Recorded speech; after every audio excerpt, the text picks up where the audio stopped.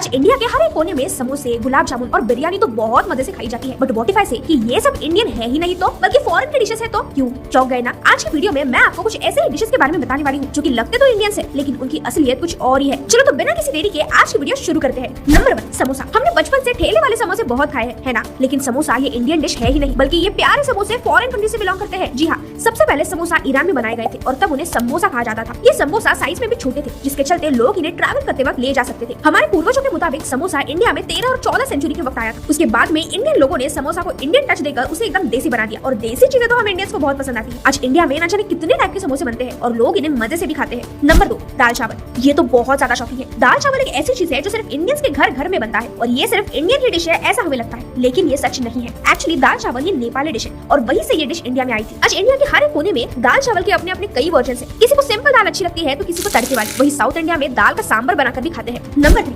बिरयानी। बिरयानी तो भाई हर एक नॉन वेजिटेरियन की फेवरेट होती है, लेकिन क्या आप जानते हैं बिरयानी किसने इन्वेंट की थी? हिस्टोरियंस मानते हैं कि बिरयानी पर्शिया में सबसे पहले बनाई गई थी और फिर बाद में 15th सेंचुरी में मुगल्स ने ये डिश इंडिया में लाई थी। कुछ लोग तो ये भी कहते हैं कि शाहजहां की पत्नी मुमताज ने अपने मिलिट्री कैंप के सैनिकों को हट्टा कट्टा करने के लिए राइस और मीट को मिक्स करके बिरयानी ये डिश बनाई थी। आज मुगल्स की वजह से ही इंडिया में मुगलाई क्यूजिन बहुत ज्यादा फेमस है, जैसे कि बिरयानी, कबाब, कोरमा एक्सेट्रा। इंडिया में आने के बाद भी बिरयानी के कई अलग अलग टाइप्स हो गए हैं। हैदराबादी बिरयानी, लखनवी बिरयानी, दम बिरयानी एक्सेट्रा। नंबर 4, गुलाब जामुन। गुलाब जामुन तो इंडिया के हर एक फंक्शन में होता ही है, लेकिन वो भी इंडियन नहीं है। जब मुगल इंडिया पर राज करते थे उस समय ही लकमर अल कदी यानी जिसे हम गुलाब जामुन कहते हैं वो इंडिया में इंट्रोड्यूस हुआ था। गुलाब जामुन में गुल यानी फ्लावर, अब यानी पानी और जामुन की तरह शेप होने की वजह से गुलाब जामुन नाम हमने ही इसे रखा है। नंबर 5, नान। पूरी दुनिया में कहीं भी जाओ नान यानी इंडियन ब्रेड यही आपको सुनने मिलेगा, पर ये भी इंडियन नहीं है। Shocking right? ये एक्चुअली पर्शियन ब्रेड है। बहुत सालों पहले जब इंडिया पर पर्शियंस का राज था तब ये डिश इंडियंस के पास आई थी और आज इसे इंडियन ब्रेड ही कहते हैं। हालांकि गार्लिक नान, स्टफ नान ये सब इंडियंस ने खुद अपने फ्लेवर्स डालकर बनाया है। नंबर 6, हाँ आपने सही समझा, नेक्स्ट है जलेबी। गर्मा गर्म जलेबी तो इंडियंस का मूड ही बना देती है। जलेबी एक ऐसी स्वीट डिश है जो शायद ही किसी को पसंद ना आए, लेकिन वो भी इंडियन नहीं है बल्कि जलेबी मिडिल ईस्ट से ओरिजिन करती है, जिसे ओरिजिनली जलाबिया या जलीबिया कहा जाता था। ये डिश 10th सेंचुरी के अरेबिक रेसिपी बुक से ली गई थी और उसके कई सालों के बाद इंडिया में आई थी। हम इंडियंस हर एक चीज को अपना फ्लेवर देने के लिए तो माहिर है, इसीलिए आज हम रबड़ी जलेबी, पनीर जलेबी, इमारती, नमकीन जलेबी ये सब कुछ खाते हैं। नंबर 7, चाय।